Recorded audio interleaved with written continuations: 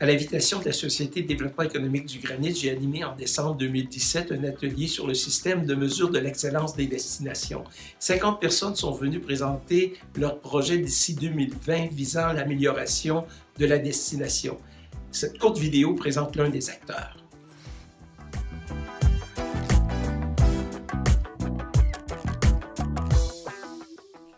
Pierre Brosseau, est-ce que vous pouvez nous parler de votre organisation, des municipalités et puis même de la localisation là, de votre organisation? Oui, avec plaisir.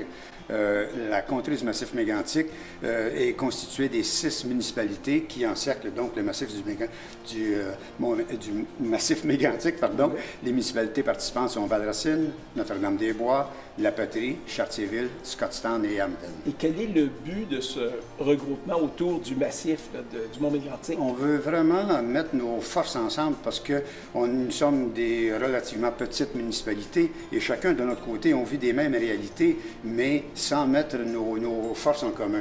On vit tous la dévitalisation jusqu'à un certain point, et la baisse de la démographie, le vieillissement de la population, les services gouvernementaux qui s'éloignent de plus en plus. Et donc, devant cette situation-là, on se dit que l'union fait la force et puis on tente de réaliser des choses ensemble. Et là, essentiellement, vous voulez bénéficier du fait qu'il y a combien de visiteurs par année au massif du Mont-Mégantic?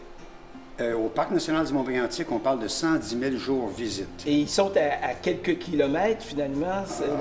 Vous êtes situé à quelques kilomètres du massif? Nos villages touchent le Parc Mégantic. On touche le massif. Vraiment, là, nos territoires comme le Mont-Saint-Joseph est dans la municipalité de Val-Racine. OK.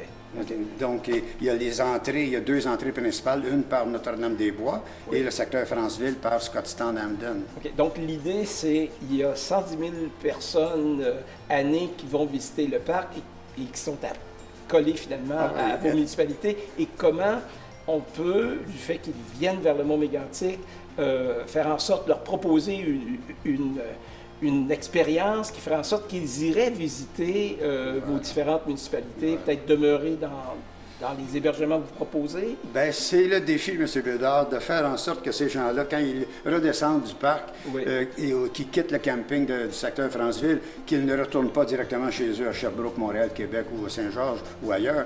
Et donc, qu'ils restent au moins une nuitée, sinon plus, dans les municipalités et avec ce qu'on veut, notre objectif, c'est de faire en sorte que les acteurs touristiques de la contrée se parlent et montent des forfaits, offrent des forfaits à leurs clients pour vivre des expériences en dehors de dormir dans une auberge ou un hôtel. Et ce regroupement existe depuis combien d'années? C'est notre 3e année d'existence en 2017. 2017. Oui. Bien, je vous souhaite bonne chance. Merci beaucoup. Ça me fait plaisir, M. Bédard. Au revoir.